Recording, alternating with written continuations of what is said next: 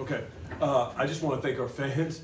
I think the fact that we had the snowstorm and all that, and the way our student body showed up, I think like a third of the school was here, tonight, and that was for me that was really special. That meant a lot to the players, meant a lot to me, and I thought they did such a great job of helping us set the stage for what was a great night by our team.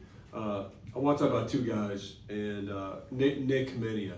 Nick, the toughness that he showed tonight and all season. I didn't play him as much as I probably should have got him in that first half. It just was a little bit disjointed. He stays ready. He comes out in the second half and just was a pro's pro. Made big time plays. It all started with his defense, and then the offense came with it. And then Pat in the second half. I think the dynamic of Pat and Malik. I'm not sure what gets talked about, but the fact that we have those two guys, for 40 minutes of the game, and Malik has 5 offensive rebounds. They're passing, and then the way that Pat came out in the start of the second half and asserted himself and tried to call his number a couple times to get him going was big time. I could talk about every single one of our guys. A ton of respect for Louisville, who they are as a team, their offensive firepower, and I just thought our defense tonight, what was a difference maker. Jon, we saw in like the Florida State, SMU, Georgia Tech games where you guys had a trouble kind of getting control of the game and staying there. Right. How would you sort of, going back to the California trip to tonight, sort of look at the growth, I guess, of the past month when you're bringing along a roster and figuring out what this group does well together? Yeah, I mean, I've said to you guys before in January, I feel you get a chance to really learn, about the identity of your team and who we can be. That doesn't mean winning and losing. I think it just means, like understanding the process and understanding the areas you have to grow and get better. And I think the thing that you saw is those critical moments where they made shots or made a run. I thought the focus was there. Against Louisville, you can never rest because they're always moving. And I thought the discipline and the maturity showed up in those moments into the first half as we got the lead. Start of the second half was a mature response. And again, man, I'm just so proud of the character. I'm just proud of the mentality of our guys. And I think it showed up really in that area. And, again, playing to our strengths, we found that the paint game is going to be huge. I mean, 42-10, 47-26 on the boards. I think that's the difference maker. I just think that shows our competitiveness. Coach, can you talk a little bit more? I mean, you mentioned Nick, but can you talk a little bit more about his development this season? I know he's battled some injuries. Right. And just what's your message been to him along the way, and just how important has it been, his positivity, that he stay positive? Yeah, well, staying ready. And I think Nick is on the journey. Not even like most freshmen, he's still in rare air in terms of he's making an impact on, one of the best teams in the country. But you're going to go through your moments of ups and downs, and I think he's figuring out how to be really successful in college and how to adjust certain areas, but also how to have that belief in yourself still. And like his family, I give them so much credit. From day one with him, they just want him to grow. Experience this. He's been all in, had an amazing attitude. I couldn't be happier for him. He works his ass off every day, and I think the best is yet to come. Coach, we talked to a few of the players in the locker room about pulling away from teams like they have this game, the Wake Forest game, in a way that maybe they didn't do a lot at the beginning of the season. They basically said you keep pushing inflection points in games. You point those out. I'm glad to hear that. They're listening. Can you explain what those are and how you've seen them, I guess, improve in those points of the games to be able to win? Well, look, every possession in a game is important. There's no denying that. Like every possession is important. You want to get full effort, all that. But what we try to get our guys to understand, you have to acknowledge the fact that human nature plays a part of this, right? So naturally, you go on a run, other team calls a timeout.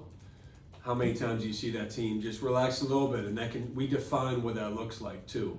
And then the other team ramps up their level of desperation or energy. And so we just try to acknowledge it, put it out there on the table, and then flip it. Like, how can we flip it? How can we feel that we're the ones that call the timeout. And it's a hard thing to do. You're not always going to be able to do it, but I thought the moment in the first half when they cut it to 1, our response, started the second half, and really throughout the whole way in the second half, they're just, when they scored, made a couple plays. Our guys kept talking about inflection points, and then they responded on the floor.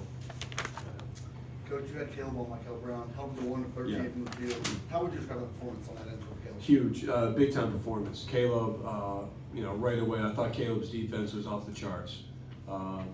Off the charts. He did a great job. Brown's shifty. He can really shoot. He can do both. He can pass.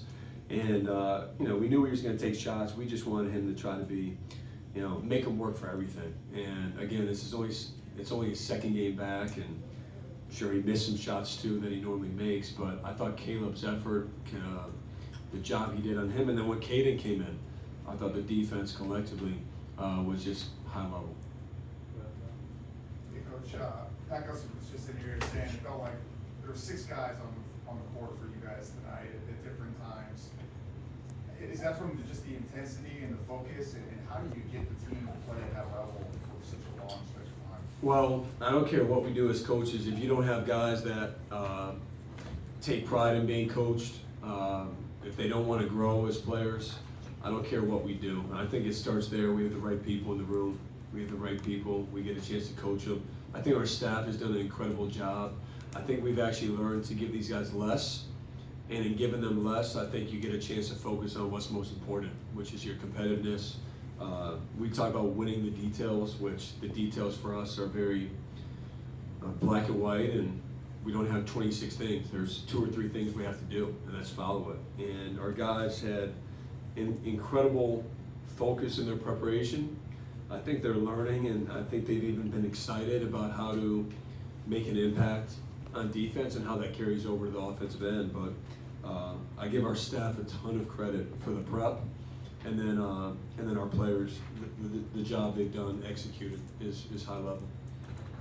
Coach, with your sophomores, you mentioned Pat, but Isaiah also had a tough defensive assignment on McNeely, but then offensively, even when a shot wasn't falling early, found ways to impact the game.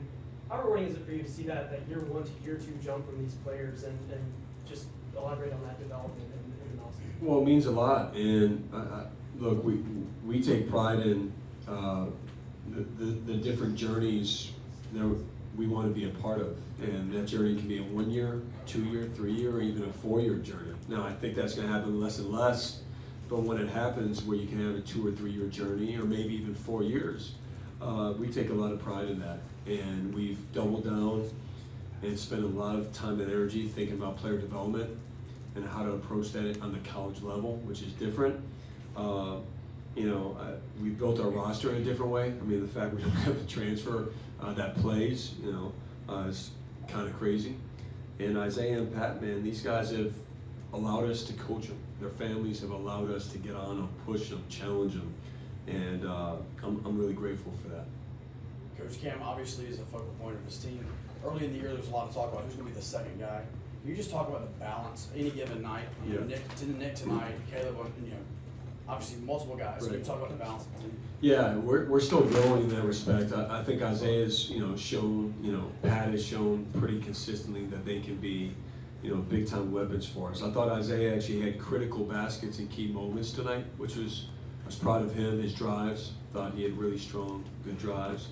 And then we need other guys to step up, and I think what Nick did tonight was huge. Dame's done it, Caden's done it, Malik, Darren can do it.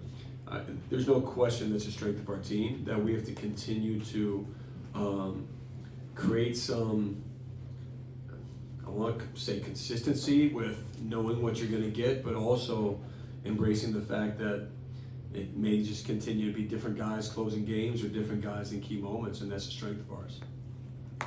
Coach, talking to the players, it seems really since the California trip, you guys have taken a big step on the defensive side of the ball, held the league's highest scoring offense through season 11 night. Can you just talk about the growth and what you've seen there? Yeah, it's really proud of our guys. The California trip, I think that can really wear on you, or it can re-energize you when you make that trip. And I thought for us, it re-energized us. It got us really focused on what we have to do. And then, like I said, I'm lucky that I got guys in the locker room that want to be coached and pushed every day. And so these guys are talking about all the right stuff.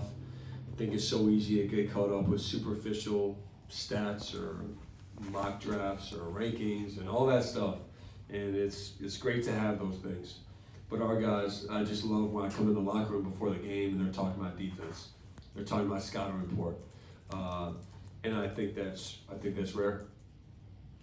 I guess just following up on that, you had said earlier something about we've learned to give these guys less so they can focus on what's important. What do you mean by that? If you could expand on that, because I know just in talking to Tommy there, he said that you guys have made some tweaks and he feels like he's understanding things on defense more. Well, I don't yell at him like that. I think as a coach, you want to take away everything, and you have to be careful. Once you try to take away every single thing and every single action and every single thing that can go wrong, they end up not doing the main thing that's most important. And so again, for us, I think the strength of our staff is the ability to adapt. I think we do a good job of that every year. And I think we found some things at the end of last year that helped us. I think we're doing the same thing. So instead of saying we're going to take away 7 things and you take away 1, let's take away 3 things and then hold them to it, repeat it every day, and then follow up with action. And so I think that's what I mean. Just the less you give, the more specific you give. We call it prescriptive coaching. The more prescriptive you are in terms of, all right, you got to win the rebounding battle. How do you do that? We try to really define what all those things mean. And then our guys do a great job of, our staff does a great job of asking questions too, to give them ownership over what the game plan is, what do they see, what do they feel. I never thought I would ask our players, like, how do you guys feel about the game plan? How do you guys feel about how we're guarding? They tell me, I didn't like it at first, and then I was more open-minded to hearing it. And I think all those things are important, and we had to, make those changes as a coaching staff to help them better. I didn't feel we were helping them the best that we could. Okay, last one in the back. John, obviously Michael Brown didn't play in that first meeting. What was kind of the scouting report on him coming in? What did you want to try and take away from him in disrupting their offense? Well, one, we could play them again, so I don't want to say too much because they're a really good team, and that's not indicative. He's not going to have many more games, where he shoots that way. I would say this: I was fortunate to be a part of USA U18 trials, where I got to see Mikel up close, a bunch of players there, and I was really impressed with his demeanor. I was really impressed with the way he works, his feel for the game. He can really shoot. He's the ultimate guy who can do both. He can really shoot, and he can really get in the paint and pass.